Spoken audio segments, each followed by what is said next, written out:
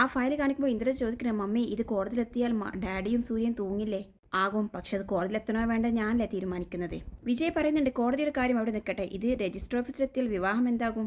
പത്മ പറയുന്നുണ്ട് ഇത്രയും നല്ല തെളിവ് കയ്യിൽ കിട്ടിയിട്ട് അത് മുടക്കാൻ പറ്റില്ലെന്നാണ് വിജയ് കരുതിയിരിക്കുന്നത്. അവർ വിവാഹം രജിസ്റ്റർ ചെയ്യാനാണ് തീരുമാനിച്ചിരിക്കുന്നത്. ഞാൻ ശ്രമിക്കുന്നത് അവരുടെ ഡിവോഴ്സിനാണ്. സോ സൂര്യയും നന്ദിനും തമ്മിലുള്ള വിവാഹം ഇനി നിലനിൽക്കില്ല എന്ന് പറഞ്ഞ് പുച്ഛിച്ച് ചിരിക്കുകയാണ് പത്മ. അവർ വേർപിരിഞ്ഞേ പറ്റൂ എന്ന് പറയാണ്. ഇത് കേട്ട് വിജയും ഇന്ദ്രജയും ചിരിക്കുകയാണ്. ഇന്ദ്രജ പറയുന്നുണ്ട് അവരുടെ തീരുമാനപ്രകാരം കാര്യങ്ങൾ നടക്കട്ടെ എന്ന് പറഞ്ഞ് മമ്മി കൈയൊഴിഞ്ഞപ്പോൾ മമ്മി തോറ്റെന്നാണ് ഞങ്ങൾ വിചാരിച്ചത്. ഇത് ഞങ്ങളെ ഞെട്ടിച്ചു. ഞങ്ങളെ മാത്രമല്ല എല്ലാവരും ഞെട്ടിച്ചു. അതെ എന്ന് പറഞ്ഞ് വിജയൻ ചിരിക്കുകയാണ്. എന്നിട്ട് പറയുന്നുണ്ട് എന്താ പറയാ ആൻറ്റി, ആൻറ്റിയുടെ മുന്നിൽ സത്യത്തിൽ ഞങ്ങളിങ്ങനെ തൊഴുതു നിൽക്കുകയാണ്. വേറെ ഒരാൾക്കും ഈ രജിസ്റ്റർ വിവാഹത്തെ ഇങ്ങനെ നേരിടാൻ പറ്റില്ല. അപ്പോൾ പത്മയും ചിരിക്കുകയാണ്. എന്നിട്ട് പറയുന്നുണ്ട് എനിക്ക് എൻ്റെ കുടുംബമാണ് വലുത്. എൻ്റെ കുടുംബത്തിൻ്റെ അന്തസ്സും ഗൗരവവും കെടുത്തുന്ന ഒരു സംഭവം എനിക്ക് അംഗീകരിച്ചു കൊടുക്കാൻ പറ്റില്ല. ഇവിടുത്തെ ജോലിക്കാരനായ സുദേവൻ്റെ മകൾക്ക് എൻ്റെ വീടിൻ്റെ അടുക്കള പുറത്തല്ലാതെ സ്ഥാനമുണ്ടോ? ഇനി എന്താണ് നിങ്ങൾ ധൈര്യമായിട്ടിരുന്നു. രജിസ്റ്റർ വിവാഹത്തിന് വേണ്ടി അവർ രജിസ്ട്രാറുടെ മുന്നിലെത്തുമ്പോൾ അയാളുടെ മേശപ്പുറത്ത് ഈ ഫയലുണ്ടാകും. ഇത് മറികടന്ന് അങ്ങനെ ഒരു വിവാഹം നടക്കുമെങ്കിൽ അതെനിക്കൊന്ന് കാണണം. അപ്പോൾ ഇന്ദ്രജയും വിജയൊക്കെ ആ ഫയൽ നോക്കിയിട്ട് ചിരിക്കാൻ കേട്ടോ. മകൻ്റെ തീരുമാനം നടത്താൻ വേണ്ടി അച്ഛൻ്റെ കള്ളക്കളി, അതിന് രണ്ടിനുമിടയിൽ നിഷ്കളങ്കയുടെ വേഷത്തിൽ അവളുടെ അഭിനയം, എല്ലാം ഒറ്റയടിക്ക് തകർക്കും ഞാൻ. ഇങ്ങനെ പറഞ്ഞു നിൽക്കേണ്ട പത്മ. അതേസമയം രാത്രി ഏറെ വഴുകി. സൂര്യയും എദിസറും കൂടി വീടിൻ്റെ അകത്തേക്ക് കയറി വരികയാണ്. എദിസർ പറയുന്നുണ്ട് സൂര്യയോട് നന്നായിട്ട് വിശക്കുന്നുണ്ട്, ആദ്യം നമുക്ക് ഭക്ഷണം കഴിക്കാം. സൂര്യ പറയുന്നുണ്ട് അച്ഛൻ കഴിച്ചോ, ഞാൻ അല്പം കഴിഞ്ഞ് കഴിച്ചോളാം. എദിസർ പറയുന്നുണ്ട് വേണ്ട വേണ്ട, വല്ലപ്പോഴും ഒരിക്കലും എൻ്റെ കൂടെ ഇരുന്ന് ഭക്ഷണം കഴിക്കാൻ പറ്റുന്നത്, ബാക്കിയെല്ലാം കഴിച്ചു കാണും, നീ വാ. അപ്പോൾ സൂര്യ പറയുന്നുണ്ട് അങ്ങനെ പറഞ്ഞാൽ പിന്നെ എനിക്ക് കൂടെ നിൽക്കാതിരിക്കാൻ പറ്റുമോ? എൻ്റെ ആവശ്യങ്ങൾക്ക് എൻ്റെ കൂടെ നിൽക്കുന്നയാളല്ലേ. ഇത് കേൾക്കുമ്പോൾ എദിസർ പറയുന്നുണ്ട് അങ്ങനെ നീ പറയണ്ട, നിനക്ക് സൗകര്യമുണ്ടെങ്കിൽ മതി. സൂര്യ പറയാണ് പിണങ്ങാതച്ചാ, എനിക്ക് സൗകര്യമുണ്ട്, വാ നമുക്ക് കഴിക്കാം എന്ന് പറഞ്ഞ് രണ്ടുപേരും കൂടെ അകത്തേക്ക് കയറി പോവാണ്. അപ്പോൾ നന്ദിനി ആട്ടെ ടേബിളൊക്കെ ക്ലീൻ ചെയ്തുകൊണ്ടിരിക്കുകയാണ്. അവളെ കണ്ടതും എദിസർ ചിരിച്ചുകൊണ്ട് മോളെ നല്ല വിശപ്പുണ്ട്, ഭക്ഷണം എടുക്കുക. ആ ഇരുന്നോളൂ സാർ എന്ന് പറഞ്ഞ് അവരെ ഇരിക്കാൻ പറഞ്ഞിട്ട് മണിച്ചേട്ട എന്ന് വിളിക്കുകയാണ്. അങ്ങനെ മണിയും അടുക്കളയിൽ നിന്ന് വരികയാണ് കേട്ടോ. രണ്ടുപേരും ഇരുവർക്കുമുള്ള പ്ലേറ്റും ഗ്ലാസും ഒക്കെ വെച്ച് ഭക്ഷണം വിളമ്പുകയാണ്. സൂര്യയും അച്ഛനും കൂടി ഭക്ഷണമൊക്കെ കഴിച്ചുകൊണ്ട് തുടങ്ങാൻ കേട്ടോ. ഭക്ഷണം കഴിക്കുന്നിടയിൽ സൂര്യ ചോദിക്കുന്നുണ്ട് നന്ദിനി ഇന്നിവിടെ പ്രത്യേകിച്ച് ആരെങ്കിലും വന്നിരുന്നോ? ഇത് കേട്ട ഉടനെ തന്നെ മണി വന്നിരുന്നു സാറേ. അത് കേട്ടതും നന്ദിനി മണിയുടെ മുഖത്തേക്ക് ദേഷ്യത്തോടുകൂടി നോക്കുകയാണ്. അപ്പോൾ സൂര്യ ചോദിക്കുന്നുണ്ട് ആരാ വന്നിരുന്നേ? മണി പറയുന്നുണ്ട് രണ്ടുപേർ വന്നിരുന്നു സാറേ, ഒരാൾ മീൻ കൊണ്ടുവന്നിരുന്നു, ഒരാൾ ചിക്കനും കൊണ്ടുവന്നിരുന്നു. അപ്പോൾ സൂര്യ പറയുന്നുണ്ട് അതല്ല ഞാൻ ചോദിച്ചത്, അതല്ലാതെ വേറെ ആരെങ്കിലും പ്രധാനപ്പെട്ടത് വന്നിരുന്നോ എന്നാണ്. ഉടൻ തന്നെ നന്ദിനി പറയുന്നുണ്ട് ഇല്ല സാർ, ആരും വന്നില്ല സാർ, ഭക്ഷണം കഴിക്കുക എന്ന് പറയണേ. അപ്പോൾ ആ എന്ന് പറഞ്ഞുകൊണ്ട് സൂര്യ ഭക്ഷണം കഴിക്കാൻ കേട്ടോ. ആ സമയത്ത് നന്ദിനി മണിയുടെ മുഖത്തേക്ക് നോക്കുന്നുണ്ട് ദേഷ്യത്തോടു കൂടി. മണി സോറി എന്ന രീതിയിൽ നിൽക്കാൻ കേട്ടോ. അപ്പോഴേക്കും അവിടെ പത്മ വരുന്നുണ്ട്. പത്മ വന്ന് സൂര്യയുടെയും എദിസറിൻ്റെ അടുത്ത് തന്നെ ഇരിക്കുകയാണ് കേട്ടോ. മണി ചെന്ന് ഒരു പ്ലേറ്റ് വെച്ച് ഭക്ഷണം വിളമ്പാൻ നിൽക്കുമ്പോൾ വേണ്ട എന്ന് പറഞ്ഞ് തടയുകയാണ് പത്മ. ഓഫീസ് കാര്യങ്ങളൊക്കെ എങ്ങനെയുണ്ടായിരുന്നു എന്ന് ചോദിക്കുകയാണ് എദിസറിനോട്. നന്നായിരുന്നു എല്ലാം എന്ന് പറയാം എദിസർ. എല്ലാം എന്ന് വെച്ചാൽ എന്ന് ചോദിക്കുകയാണ് പത്മ. എല്ലാം എന്ന് വെച്ചാൽ ഓഫീസിലുണ്ടായിരുന്ന എല്ലാ കാര്യങ്ങളും എന്ന് പറയേണ്ട അദ്ദേഹം. ഞങ്ങൾ രണ്ടുപേരും ഓഫീസിൽ നിന്ന് മാറിയിട്ടേ ഇല്ല. പത്മ പറയുന്നത് വെരി ഗുഡ്. അപ്പോൾ ഞാൻ ഒരു ദിവസം മാറി നിന്നാൽ പോലും ഓഫീസ് കാര്യങ്ങൾക്ക് താളം തെറ്റില്ല. പിന്നീട് പത്മ പറയുന്നുണ്ട് അതെ നിങ്ങളോടൊരു കാര്യം പറയാനുണ്ടായിരുന്നു. ഇന്ന് ഓഫീസിൽ നിന്നും ഓഡിറ്റർ വിളിച്ചിരുന്നു. ഇത്തവണ മുതൽ വീട്ടുജോലിക്കാർക്ക് കൊടുക്കുന്ന ശമ്പളം വരെ ഓഡിറ്റിങ്ങിൽ കാണിക്കണമെന്ന് പറഞ്ഞു. അപ്പോൾ എദിസർ പറയുന്നുണ്ട് ഈ ഓഡിറ്റിങ്ങിൽ ദിവസേന ഭേദഗതികളാണല്ലോ. പത്മ പറയുന്നുണ്ട് അയാൾ പറഞ്ഞതനുസരിച്ച് എനിക്ക് ഇവിടുത്തെ ജോലിക്കാരുടെ എഗ്രിമെൻറ്റ് വാങ്ങേണ്ടി വന്നു. രാജുവിന് പകരം മണിയാണ് ഒപ്പിട്ടത്. പിന്നെ ഇവളുടെ എഗ്രിമെൻറ്റും ഒപ്പിടിപ്പിച്ചു എന്ന് പറയാണ്. ഇത് കേട്ടതും സൂര്യാകെ ഷോക്കാവും കേട്ടോ. നന്ദിനിക്ക് എന്ത് എഗ്രിമെൻറ്റ്? പത്മ പറയുന്നത് ശമ്പളം വാങ്ങുന്നവർക്കൊക്കെ എഗ്രിമെൻറ്റ് വേണ്ടേ? ദേ എന്ന് പറഞ്ഞ് സൂര്യ ദേഷ്യത്തോടുകൂടി വരുമ്പോൾ എദിസർ തടയുകയാണ്. എന്നിട്ട് പറയാണ് പത്മ രാജുവിന് പകരം മണിയുടെ സിഗ്നേച്ചർ വാങ്ങിയത് ഓക്കെ, പക്ഷേ ആ കൂട്ടത്തിലെങ്ങനെ നന്ദിനി ഉൾപ്പെടുന്നേ? നന്ദിനി ഇവിടുത്തെ മരുമകളല്ലേ? പത്മ പറയുന്നുണ്ട് അത് നിങ്ങൾക്ക്, എനിക്ക് ഇവളെ എന്നും ഇവിടുത്തെ വേലക്കാരിയാ. സൂര്യക്ക് ദേഷ്യം വരികയാണ്. അച്ഛാ ഒന്ന് എഴുന്നേറ്റ് പോകാൻ പറയുന്നുണ്ടോ? അപ്പോൾ പത്മ പറയുന്നുണ്ട് ഡാഡാ എന്തിനാ നീ ദേഷ്യപ്പെടുന്നത്? ഇവൾ ഇവിടുത്തെ വേലക്കാരിയല്ല എന്ന് ഇവൾ പറഞ്ഞോ? വേലക്കാരിക്ക് ശമ്പളം വേണമെന്ന് പറഞ്ഞ് കൃത്യമായിട്ട് അച്ഛൻ്റെ കയ്യിൽ നിന്ന് ശമ്പളം വാങ്ങുന്നുണ്ടല്ലോ. അതിനിതുവരെ മുടക്കം വന്നിട്ടില്ലെന്നാണ് ഞാൻ അറിഞ്ഞത്. അപ്പോൾ ഇവളുടെ കയ്യിൽ നിന്നും എഗ്രിമെൻറ്റ് വാങ്ങിയാൽ എന്താ കുഴപ്പം എന്ന് ചോദിക്കുകയാണ്. ഉടൻ തന്നെ സൂര്യ പറയുന്നത് കുഴപ്പമുണ്ട്. നന്ദിനി അങ്ങനെ എന്തെങ്കിലും ഒരു കാര്യത്തിൽ പരിഗണിക്കണമെങ്കിൽ അവളുടെ കയ്യിൽ നിന്ന് ഒപ്പിട്ട് വാങ്ങണമെങ്കിലും എൻ്റെ പെർമിഷൻ വേണം. പത്മ പറയുന്നത് അതെനിക്ക് തോന്നിയില്ല. എൻ്റെ ഭാര്യയുടെ കാര്യമായതുകൊണ്ടാണ് ഞാൻ പറഞ്ഞത് എന്ന് സൂര്യ പറയാണ്. ഈ വീട്ടിലെ വേലക്കാരി ആയതുകൊണ്ടാണ് ഞാൻ അങ്ങനെ ചെയ്യിച്ചത് എന്ന് പത്മയും. അവസാനം നല്ല വഴക്ക് നടക്കുകയാണ്. സൂര്യ അവരെ നിന്നും എഴുന്നേൽക്കാൻ കേട്ടോ. എന്നിട്ട് പ്ലേറ്റൊക്കെ ദൂരേക്ക് നീക്കിക്കളയാണ്. അച്ഛാ ഇതൊക്കെ കരുതി കൂടി ചെയ്യിപ്പിക്കുകയാണ്. നോക്ക് എഴുതി ഒപ്പിട്ട് വാങ്ങിയത് ഓഡിറ്റിങ്ങിൽ ചെല്ലുന്നുണ്ടോ എന്ന് ഞാൻ കൃത്യമായിട്ട് നോക്കും, അല്ലെങ്കിൽ ഈ ചെയ്യിച്ചതിന് എന്നോട് കണക്ക് പറയേണ്ടി വരും. ഇങ്ങനെ പറഞ്ഞ് സൂര്യ പോയി കൈ കഴുകുകയാണ്. എന്നിട്ട് നന്ദിനി വാ എന്ന് പറയാൻ നന്ദിനി പേടിച്ചിട്ട് അവിടെ തന്നെ നിൽക്കുകയാണ്. ഇങ്ങ് വരാനല്ലേ പറഞ്ഞത് എന്ന് പറഞ്ഞ് അവളുടെ കൈയും പിടിച്ചുകൊണ്ട് പോകാൻ കേട്ടോ. അങ്ങനെ റൂമിൽ കൊണ്ടുപോയി നിർത്തിയതിന് ശേഷം സൂര്യ ചോദിക്കുന്നതിന് നന്ദിനി താനെന്തിനാ അതിൽ ഒപ്പിട്ടത്?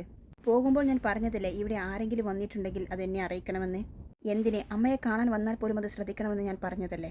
എന്നിട്ടും ഒരു അഡ്വക്കേറ്റും അവരുടെ സ്റ്റാഫും ഇവിടെ വന്നു. അവർ നീട്ടിയ ഏതൊക്കെയോ കടലാസിൽ തന്നെ ഒപ്പിടുകയും ചെയ്തു. അപ്പോൾ നന്ദിനി സർ എന്ന് പറയാണ്. സൂര്യ ദേഷ്യപ്പെടുകയാണ്. മിണ്ടരുത്.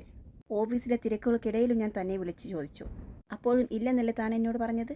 എടോ, അത്രയ്ക്കൊക്കെ ഞാൻ ചെയ്യുമ്പോഴും ഒരു മിനിമം കോമൺ സെൻസ് എങ്കിലും തനിക്ക് ഉപയോഗിക്കാമായിരുന്നില്ലേ? നന്ദിനി പറയുന്നുണ്ട് അത് എന്നോട് നിർബന്ധമായിട്ട് പറഞ്ഞതുകൊണ്ട് ഞാൻ.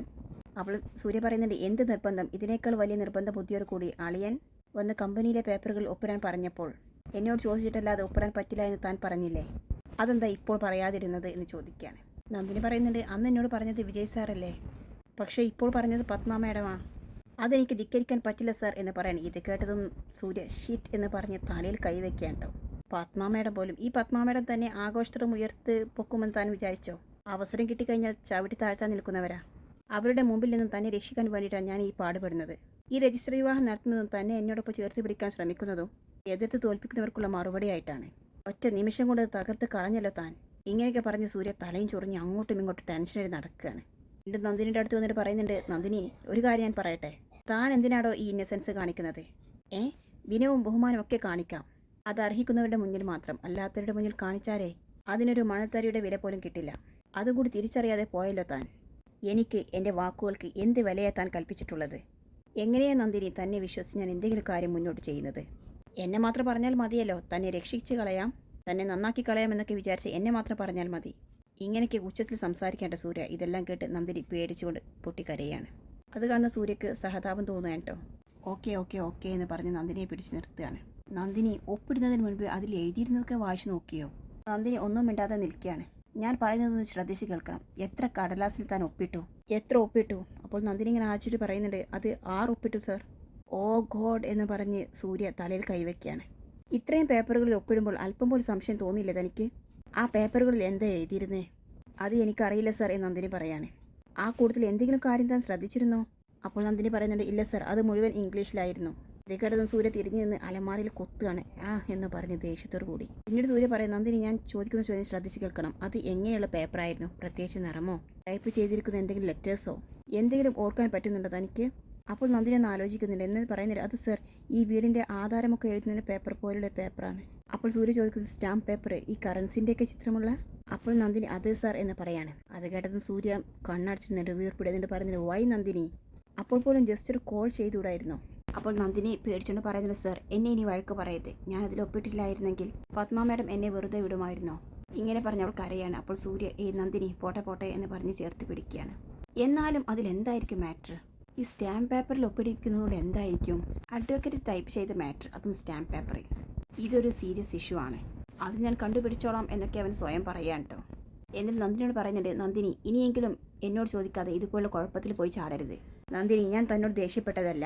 സംഭവിച്ചത് ആലോചിച്ചിട്ട് എനിക്ക് അത്രയ്ക്ക് വിഷമമുള്ളത് കൊണ്ടാണ്. പ്ലീസ് നന്ദിനി, താൻ ഈ കണ്ണൊക്കെ തുടച്ചേ. അപ്പോൾ നന്ദിനി കരഞ്ഞോട് നിൽക്കുകയാണ്. പറയുന്നത് കേൾക്ക് നന്ദിനി, തൻ്റെ കാര്യം എനിക്ക് അത്രയ്ക്കും പ്രധാനപ്പെട്ടതായതുകൊണ്ടാണ്. തന്നെ ഒരുപാട് ഇഷ്ടമുള്ളത് കൊണ്ടാണ് നന്ദിനി.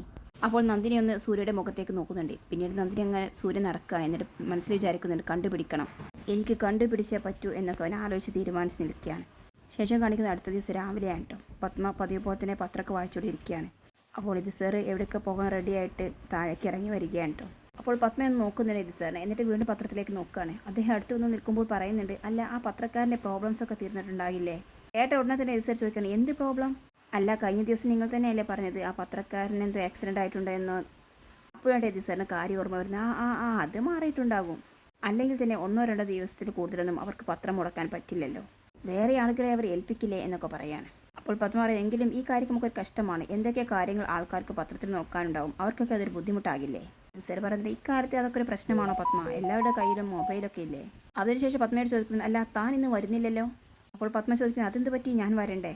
അപ്പോൾ സാർ പറയുന്നുണ്ട് അല്ല, ഇന്നലെ വരുന്നില്ല എന്ന് പറഞ്ഞ് അതുകൊണ്ട് ചോദിച്ചതാ.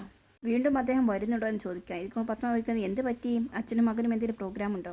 ഇത് സാർ പറഞ്ഞിട്ട് അങ്ങനെയൊന്നുമില്ല, ഓഫീസ് കാര്യങ്ങളെന്ന് വെച്ചാൽ ഞങ്ങൾക്ക് ജീവനാണ്. ഞങ്ങൾ രണ്ടുപേരും മത്സരിച്ച് അങ്ങനെ ചെയ്ത് ഒരുപാട് കാര്യങ്ങളൊക്കെ പറയാൻ കേട്ടോ. അപ്പോൾ പത്മ പറയുന്നുണ്ട് സത്യത്തിൽ എനിക്ക് അത്ഭുതം തോന്നുകയാണ്, നിങ്ങൾ അച്ഛനും മകനും ഇത്രയും സിൻസിയർ ആയിരുന്നല്ലേ.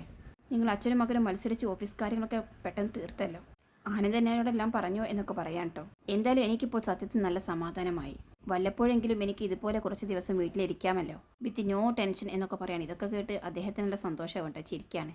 അല്ല, ഓഫീസ് ടൈം ആവുന്നതിനുള്ളൂ, അവനിപ്പോൾ വരും, നിങ്ങളവിടെ ഇരിക്കുക എന്ന് പറയാണ്. അങ്ങനെ എലിസർ അവിടെ ഇരിക്കുകയാണ്. എങ്കിലും അദ്ദേഹത്തിൻ്റെ മനസ്സ് ആകെ ഒരു വെപ്രാളത്തിലാണ് കേട്ടോ. അതേസമയം നന്ദിനിയെ കാണിക്കുന്നുണ്ട്. അവളാകട്ടെ ഡ്രസ്സൊക്കെ എടുത്ത് ഒരുങ്ങി മുല്ലപ്പൂവൊക്കെ മുടിയിൽ ചൂടി റെഡിയായിക്കൊണ്ടിരിക്കുകയാണ്. ആ സമയത്ത് സൂര്യ എന്നിട്ട് പറയുന്നുണ്ട്, നന്ദിനി വാ, റെഡി ആയില്ലേ ഇനിയും എന്ന് ചോദിച്ചുകൊണ്ട് റൂമിലേക്ക് വരികയാണ്.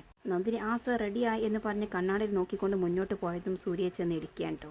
രണ്ടുപേരും കണ്ണും നോക്കി നിൽക്കുന്ന ഒരു ഭാഗം കാണിച്ചുകൊണ്ടാണ് ഇന്നത്തെ എപ്പിസോഡ് അവസാനിക്കുന്നത്.